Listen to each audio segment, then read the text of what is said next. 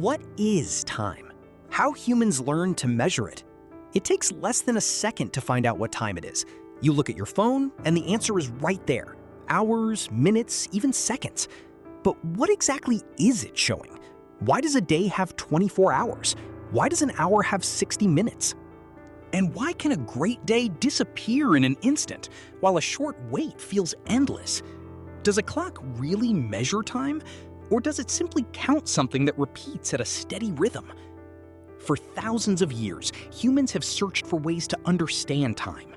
We watched the sky, followed shadows, measured flowing water, built gears, made crystals vibrate, and eventually counted movements inside atoms.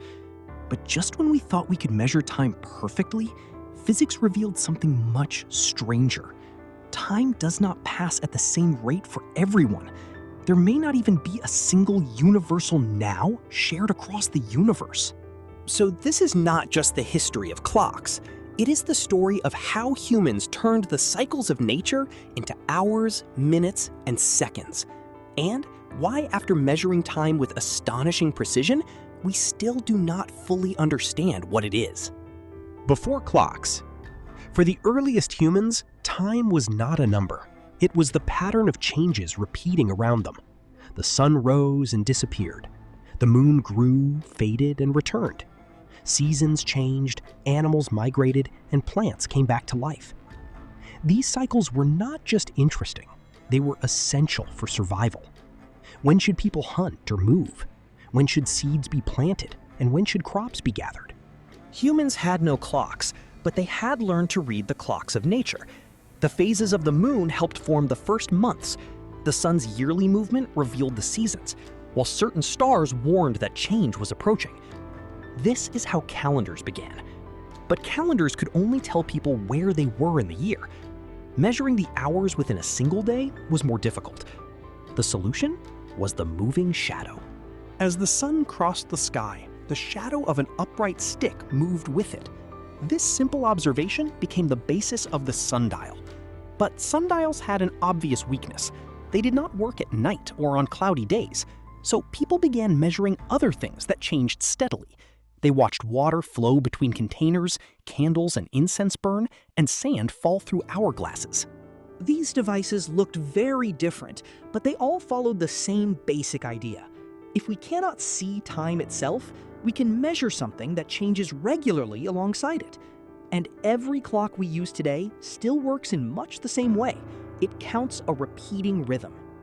Why 24 hours? A day is natural. The earth turns and the sun rises and sets, but dividing that day into 24 hours was a human decision.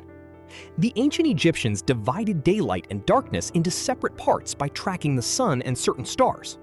Over time, both day and night came to be divided into 12 hours. Together, they formed the basis of the 24-hour day. But those early hours were not always equal. A daylight hour could be longer in summer and shorter in winter. Only later did astronomers divide the full day into hours of equal length. So why does each hour contain 60 minutes? For that, we have to go back to ancient Mesopotamia. The Babylonians used a number system based on 60. Unlike 10, the number 60 can be divided evenly in many different ways, making it extremely useful for calculations. In a world without calculators, that was a major advantage. Their mathematics became important in astronomy and eventually shaped how hours and minutes were divided. So every time you check the digital clock on your phone, you are using two ancient ideas: the Egyptian 24-hour day and the Babylonian system of 60. The technology is modern, but the numbers behind it are thousands of years old. Time enters the machine. Sunlight, water, and sand could all measure time, but none of them was completely reliable. Water flowed at different speeds. Candles did not always burn evenly, and the sun disappeared every night. What people needed was a machine with its own steady rhythm. By the late 13th century, mechanical clocks began appearing in Europe. They were not very accurate. Most did not even have a minute hand, and showing the nearest hour was often considered enough. They were also too large and expensive for ordinary people to own. Time was not carried in a pocket. It was heard from church towers and city squares. When the bells rang, work began, markets opened, gates closed, or prayers started. For most of history, the sun had controlled the rhythm of the day. Now, a machine was beginning to control the rhythm of the city. The next major improvement came in the 17th century with the pendulum. Galileo noticed its regular motion, and the Dutch scientist Christian Huygens turned that idea into a working clock in 1656. Pendulum clocks were far more accurate than earlier designs. For the first time, people could follow not only hours, but also minutes and seconds with real consistency. Time was being divided into smaller and smaller pieces. Every city had its own time. Today, we expect clocks in different cities to agree.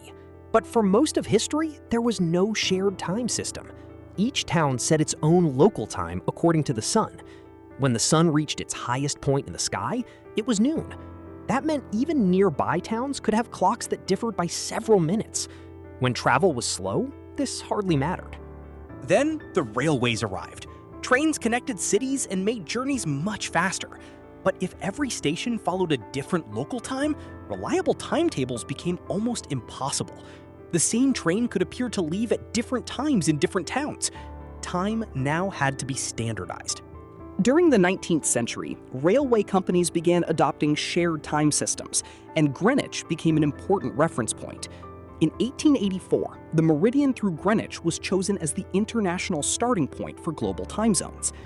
This was more than a practical change. For thousands of years, people had understood time according to the place where they lived.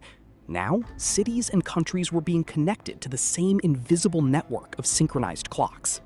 As industrial society expanded, time became even more powerful. Factories worked in shifts, wages were counted by the hour, and trains moved according to the minute. The clock moved from the tower to the pocket, and then to the wrist. People were no longer simply checking the time, they were organizing their lives around it. From crystals to atoms. Even the best mechanical clocks depended on moving parts. Friction, temperature, and tiny manufacturing differences could slowly make them lose accuracy. In the 20th century, clocks gained a new and far more reliable rhythm: the vibration of quartz crystals. When electricity passes through quartz, the crystal vibrates at a remarkably steady frequency. Electronic circuits count those vibrations and turn them into seconds. Quartz clocks were small, affordable, and much more accurate than mechanical ones, so they quickly spread around the world. But scientists needed an even more stable rhythm. They found it inside atoms. Atoms produce extremely consistent frequencies when they move between certain energy states. Unlike mechanical parts or crystals, atoms of the same type behave almost identically under controlled conditions. The first atomic clock appeared in 1949.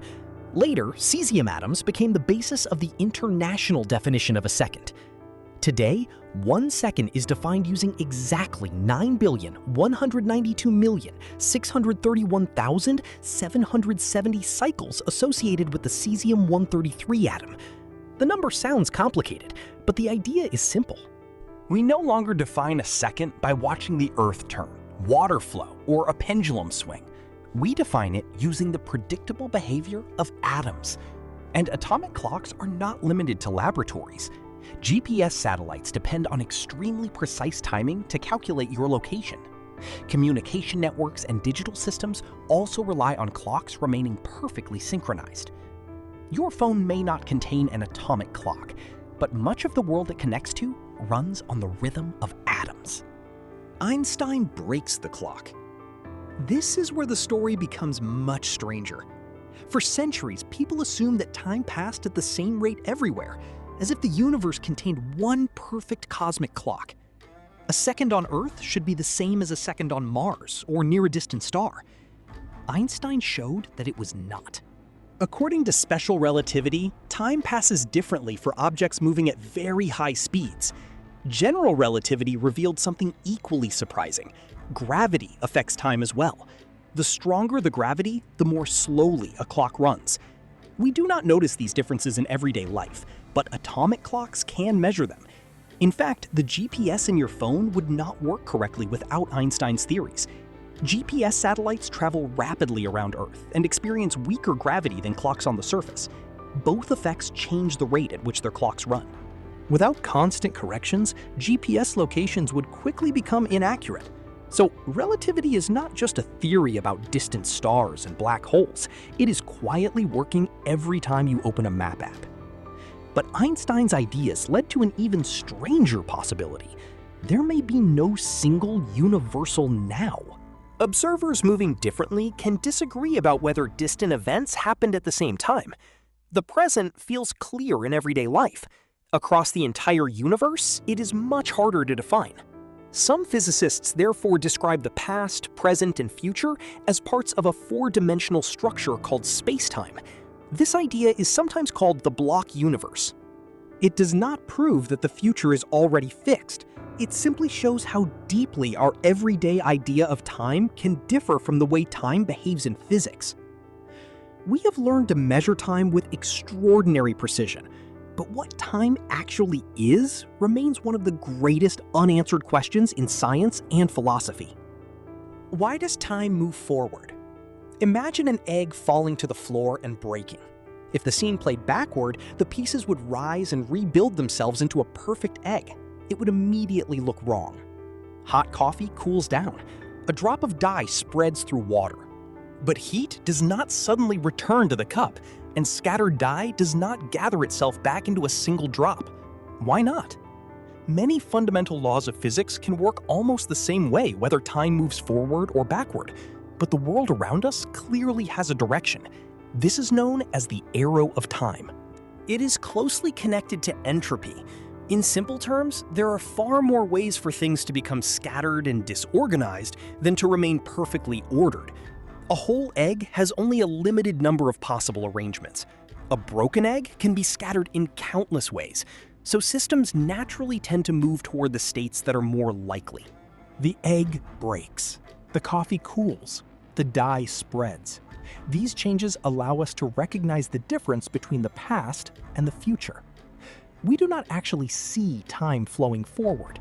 We see the traces left by change, and from those traces, we understand its direction. Clock time and mind time. The time shown by a clock does not always feel like the time we experience. 10 minutes spent waiting can feel endless. A few hours with friends can disappear almost instantly. The clock moves at the same rate in both cases. What changes is our attention. When we focus on time, we notice every second. When we are fully absorbed in something, we barely notice it passing. But memory can reverse that feeling. A day filled with new places, people, and experiences may pass quickly while we are living it.